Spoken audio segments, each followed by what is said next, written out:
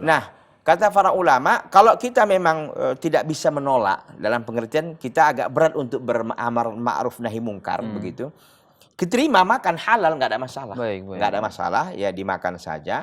Tapi kalau kita memang bisa melakukan amar ma'ruf nahi mungkar dalam pengertian, kita bisa mengatakan, akhi afwan ya, Anda nggak mau makan dari makanan yang dari acara-acara seperti ini, karena acara-acara ini acara yang tidak ada tuntunannya, tidak ada sunnahnya dari Nabi SAW, afwan ya. Nggak ada masalah kalau kita memang melihat ada timing, ada waktu yang tepat untuk itu dan tidak menyebabkan nanti permasalahan begitu, nggak ada masalah. Jadi boleh saja kita makan. Ini kan disebut nasi berkat ya, nasi berkat yang memang kadang-kadang urap, sederhana memang menunya, tapi enak juga itu kadang-kadang kan begitu.